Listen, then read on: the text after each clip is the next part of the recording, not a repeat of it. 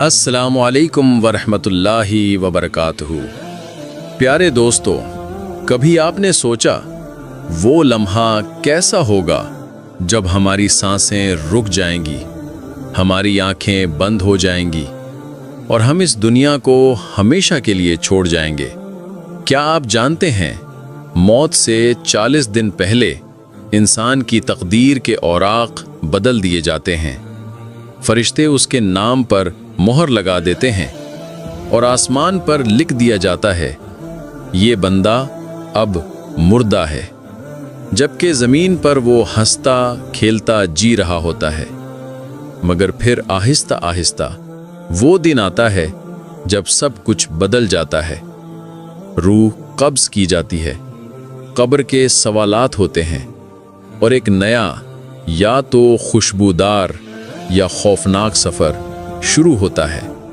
یہ کوئی کہانی نہیں بلکہ ایک ایسی حقیقت ہے جس سے نہ کوئی بادشاہ بچ سکا، نہ کوئی فقیر۔ اللہ تعالیٰ قرآن میں فرماتا ہے کہ کیا تم نے یہ سمجھ رکھا ہے کہ ہم نے تمہیں بیکار پیدا کیا اور تم ہماری طرف واپس نہیں لوٹائے جاؤ گے؟ پیارے بھائیوں اور بہنوں، یہ دنیا فانی ہے اور موت ایک اٹل حقیقت ہے، لیکن کیا آپ جانتے ہیں موت آنے سے 40 دن پہلے کچھ نشانیاں ظاہر ہونا شروع ہو جاتی ہیں۔ جب کسی انسان کی زندگی کا وقت پورا ہونے لگتا ہے تو سدرۃ المنتہا کے نیچے ایک درخت ہے جس کے ہر پتے پر ایک مخلوق کا نام لکھا ہوا ہے۔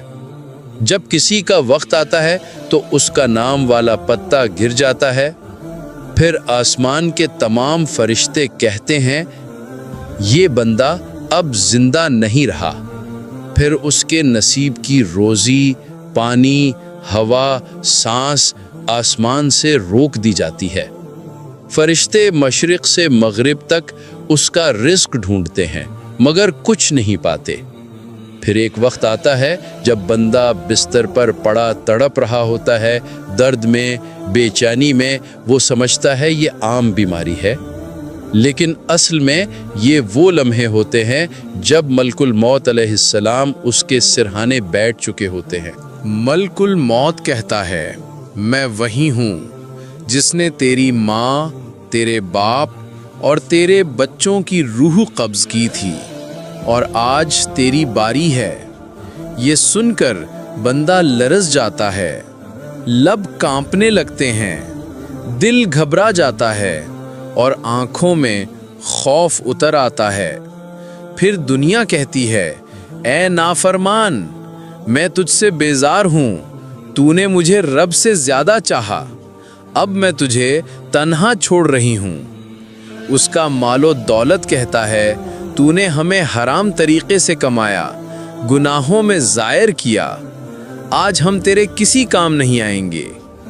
یہ وہ لمحہ ہے جب نہ رشتہ دار کام آتے ہیں، نہ دولت، نہ طاقت، نہ شہرت، اور پھر فرشتے اللہ کے حکم سے اس کی روح قبض کر لیتے ہیں۔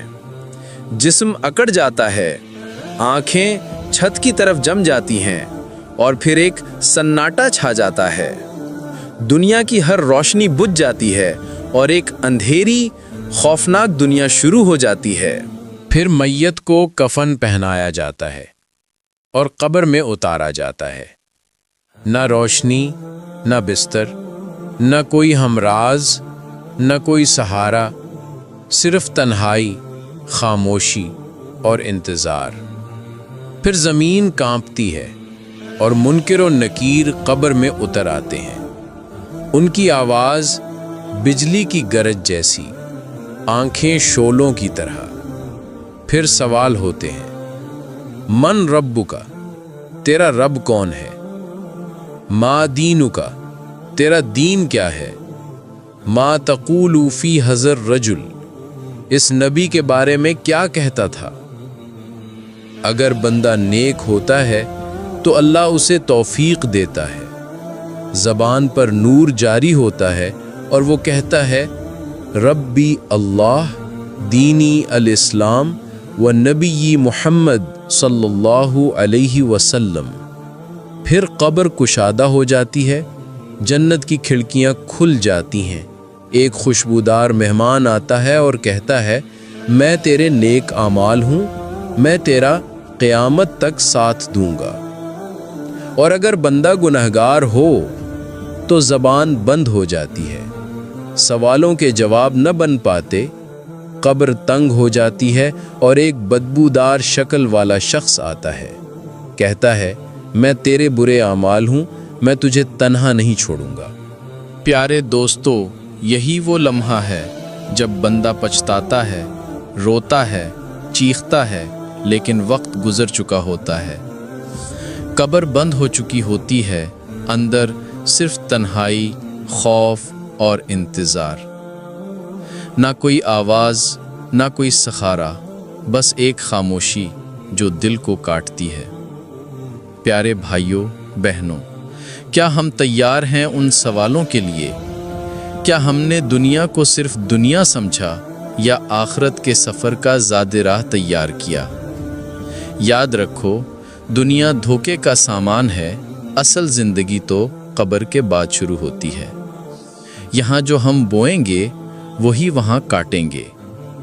ابھی وقت ہے، توبہ کا دروازہ کھلا ہے، اللہ کی رحمت بے حساب وسیع ہے، بس ایک سچا آنسو، ایک جھکاؤ، ایک لمحے کی سچی نیت سب کچھ بدل سکتی ہے۔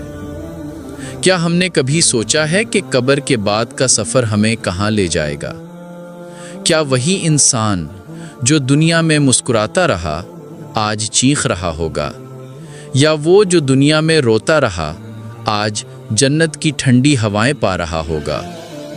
اور پھر آئے گا وہ لمحہ قیامت کا، زمین لرزے گی، پہاڑ روئی کے گالوں کی طرح اڑ جائیں گے، سمندر بپھر اٹھیں گے اور آسمان پھٹ جائے گا، قبریں پھٹیں گی، ہر مردہ اٹھے گا، ننگا بدن، خالی ہاتھ، اکیلا۔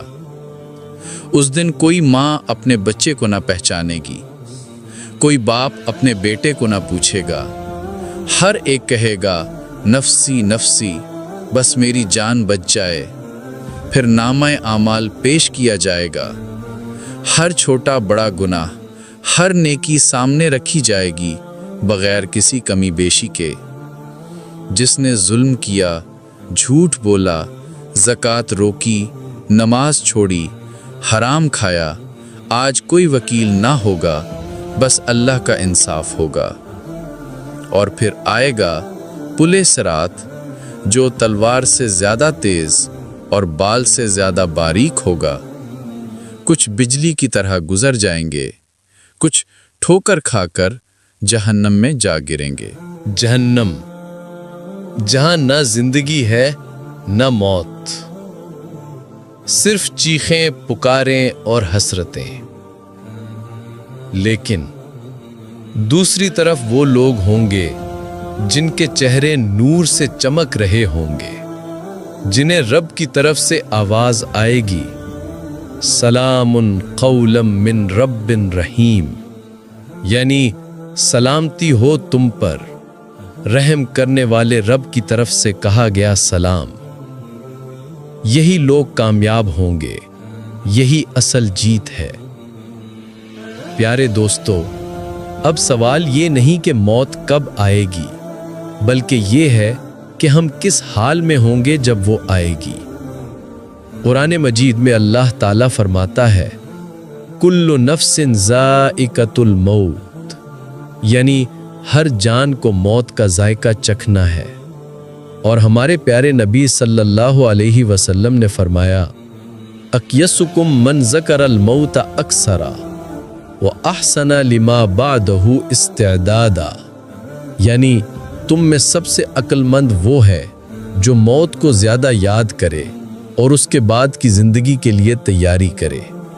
یہی اصل دانش ہے کہ ہم اپنے دن توبہ، نماز اور نیکی میں گزاریں، لوگوں کے دل نہ توڑیں، رزق حلال کمائیں، قرآن سے تعلق مضبوط کریں اور سنت رسول صلی اللہ علیہ وسلم کے راستے پر چلیں، کیونکہ جب قبر میں فرشتے سوال کریں گے تو نہ زبان چلے گی، نہ یادداشت کام آئے گی، صرف اعمال بولیں گے۔ پیارے دوستوں، آؤ آج عہد کریں کہ ہم دنیا کے دھوکے میں گم نہیں ہوں گے، بلکہ اپنی آخرت کے مسافر بنیں گے۔ توبہ کے دروازے ابھی کھلے ہیں، اللہ کی رحمت انتظار کر رہی ہے۔ بس ایک سجدہ، ایک آنسو اور ایک سچا دل ہمیں جہنم سے بچا سکتا ہے اور جنت کے قریب لے جا سکتا ہے۔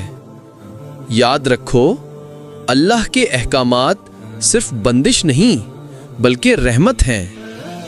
نماز ہمیں اللہ سے جوڑتی ہے، زکوٰۃ ہمارے دل کو پاک کرتی ہے، روزہ ہمارے نفس کو قابو میں لاتا ہے، اور صدقہ ہمارے گناہوں کو مٹا دیتا ہے۔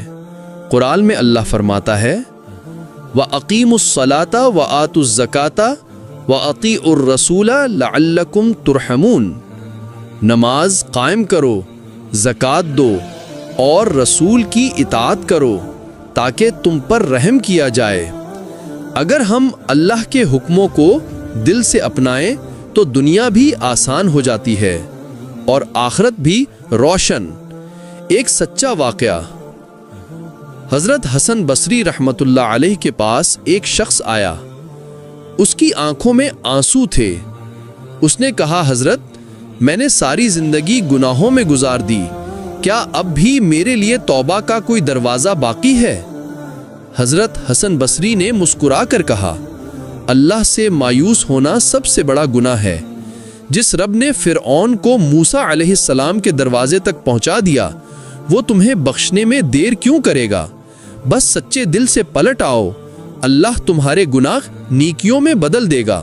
یہ سن کر وہ شخص رو پڑا، زمین پر سجدے میں گر گیا اور کہا، اے رب، میں تیرے بغیر کچھ نہیں، مجھے وہ بنا دے جو تو چاہتا ہے۔ اور وہ شخص جس کے دل پر گناہوں کی مہر لگ چکی تھی، اللہ نے اسے توبہ کے نور سے ایسا بدل دیا کہ لوگ اسے دیکھ کر نیکی یاد کرنے لگے۔ پیارے دوستو، یہی ہے اللہ کی شان۔ وہ بندے سے 70 ماؤں سے زیادہ محبت کرتا ہے۔ وہ چاہتا ہے کہ ہم لوٹ آئیں۔ وہ انتظار کرتا ہے کہ شاید آج کوئی دل ٹوٹ کر استغفر اللہ کہہ دے۔ راز ذکر آپ کو یاد دلاتا ہے، جب دنیا خاموش ہو جاتی ہے تب دل میں اللہ کی پکار سنائی دیتی ہے۔ تو آئیے اس صدا کو دبنے نہ دیں، قرآن کو اپنا رہنما بنائیں اور نبی صلی اللہ علیہ وسلم کی سنت کو اپنی روشنی۔ یاد رکھو، اللہ کے احکامات بوجھ نہیں، وہ راستہ ہے سکون کا، نور کا، نجات کا۔ جو اللہ کی بات مانتا ہے وہ کبھی تنہا نہیں رہتا، اللہ اس کے ساتھ ہوتا ہے جب سب چھوڑ جاتے ہیں۔ اللہ تعالیٰ ہمیں نیک اعمال کی توفیق دے، ہمیں دنیا کے فریب سے محفوظ رکھے اور آخرت کے ہر مرحلے میں سرخرو کرے، آمین۔ یہ تھا راز ذکر، جہاں ہر لفظ دعا بن جاتا ہے، جہاں دل بولتا ہے اور روح سننے لگتی ہے۔